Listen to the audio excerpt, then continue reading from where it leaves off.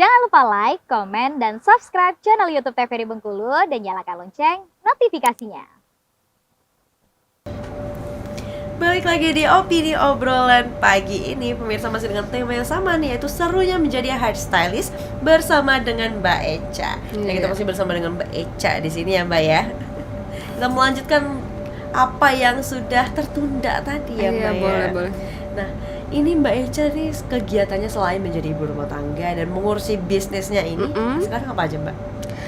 Aku juga ngajar di SMK Negeri 3, itu jurusan kecantikan sebagai guru panggilan. Terus juga misalnya kalau ujian itu jadi pengawas juga Mbak. Gimana sih ujiannya untuk jurusan kecantikan bagian tata rambut ini? Iya, mereka ujiannya itu tadi potong rambut, styling. Gitu ya jadinya ya? Jadi sebenarnya aku tuh sambilan sih, ada maksud dan tujuan juga. Apa tuh maksud dan tujuannya? Maksud dan tujuannya itu mencari bibit-bibit unggul Mbak. Oh baik. Untuk Langsung tim dipantau Glora, ya? iya, langsung dipantau sambil ujian, mereka ujian, aku lihat nih, oh yang ini bagus, hasilnya potongannya udah rapi, jadi langsung ke Glora ya, kayak gitu, langsung ditawarin Mampir kerja ya, gitu ya. Iya. Dan memang tujuannya untuk itu juga sih ya. Iya, sebenarnya tujuannya itu dan ya memberi pendidikan juga untuk siswanya kan. Itu gimana sih Mbak kalau belajar kayak semasa di sekolah itu? Kan masuk nih nggak tahu apa-apa tuh. Iya. Nol berarti kan, Iya, benar-benar nol kan. nol. Terus belajar bisa kayak Mbak sekarang udah bisa jadi hairstylist, udah luar biasa lah macem-macem bentuk rambut yang udah bisa diciptakan gitu Iya, ya. betul. Itu gimana sih awalnya untuk mungkin belajar pegang gunting dan lain-lain itu? Iya, semuanya itu ada ininya Mbak, ada prakteknya kita itu kan, udah praktek, ada teorinya juga, terus tekniknya juga diajarin. Kita megang gunting pun ada tekniknya.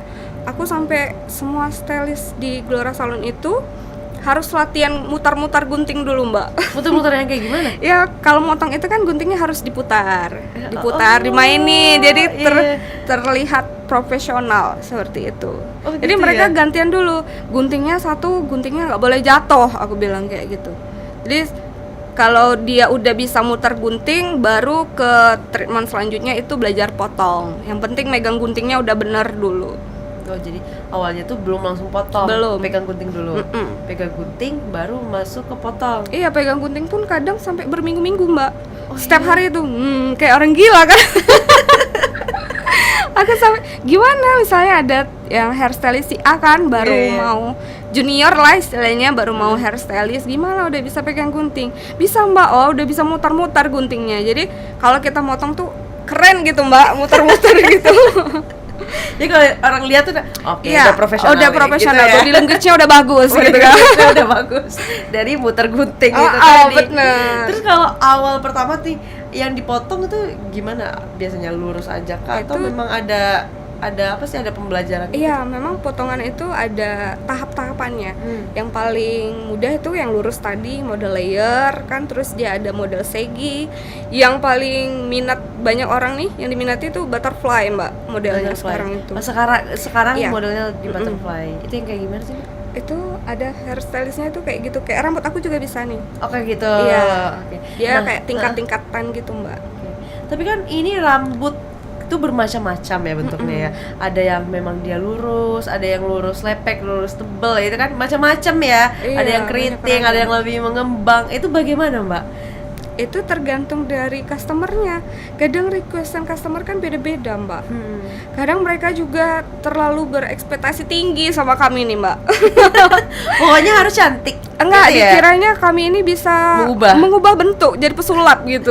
Sebenarnya kan kita hanya bisa membantu memperbaiki ya. Iya. Misalnya mereka datang dengan kondisi rambut yang keriting atau mereka kondisi rambut yang lurus tapi pengen keriting. Jadi itu balik lagi tergantung requestan dari customer.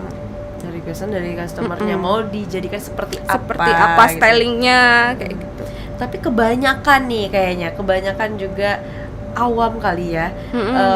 Dia melihat mungkin kayak sekarang model butterfly nih yang lagi Iya. viral gitu kan, yang lagi banyak diminati. Maunya seperti itu juga, tapi bentuk mukanya nggak cocok. Biasanya gitu kan ya. Iya, itu kendala juga Itu sih. gimana caranya untuk mengatasi hal tersebut? Sebenarnya kita tinggal sampaikan aja, jadi jangan sampai ada miskomunikasi ya Mbak. Kadang kita jelasin aja bentuk wajah, kita jelasin juga jenis rambutnya, tipe rambutnya, helaiannya. Kadang ada yang kasar, ada yang halus. Mbak ini sepertinya kurang cocok, kita cocoknya tipe Mbak tuh kita bentuk seperti ini, kita kasih contoh model yang udah before after, oh mereka tertarik, jadi dialihkan gitu Mbak kalau memang itu tidak cocok.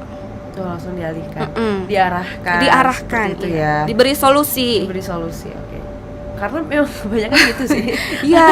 Karena ya kedapatan kita cewek-cewek paham lah ya. Ekspektasinya tinggi kan. Rasanya tinggi kan. Iya. Pokoknya harus cocok. Kalau nggak cocok berarti soalnya jelek. Ah, Gitu kan iya. biasanya. Pernah waktu itu mendapatnya kayak gitu. Pernah kayak gitu. Gimana Malahan tuh ceritanya dia tuh? nunjukin itu yang model-model Korea Mbak. Gimana? Karena kita udah dari segi rambut beda, kok maunya sama kan? Maaf Mbak, aku bilang bukan pesulap. Aku bilang. Tapi balik lagi kita tetap komunikasi yang baik sama customer, kita kasih Iya. solusi. Jadi mereka yang udah kita tata itu mereka puas kayak gitu. Kita kan yang kita utamakan itu kepuasan pelanggan. Benar sekali. Itu yang utama ya Mbak Iya. ya. Nah, balik lagi kalau yang ngajar tadi nih. Iya. Itu gimana Mbak kalau lagi ngajar? Ngajar di salon atau di sekolah? Sekolah. Oh kalau ngajar di sekolah ya gitu sih, seru aja Mbak. Kadang aku baru nyampe sekolah aja udah dipiwit-piwitin. Dikirain masih anak SMA Iya, kan ya? ada gurunya agak ini ya, mungkin oh gitu. iya. Kan guru kecantikan kan Iya, benar, tampilannya benar. agak beda kan Mbak. Ya harus mencerminkan juga lah ya. Minimal rambutnya di styling gitu Iya, kan. bener. Begitu ya, Ya, jadi seru sering sih. dipiwit-piwitin ya. Itu kalau ujiannya tuh berbagai macam berarti Mbak, Iya, dari banyak. potong, cat, terus cat juga, masuk ya? smoothing, coloring, semua Mbak. Seru juga ya berarti ya. Enak di sekolah kecantikan itu. Mereka itu bisa ya itu tadi bisa mempercantik diri mereka sendiri lah minimal gitu Iya, kan. minimalnya seperti itu ya.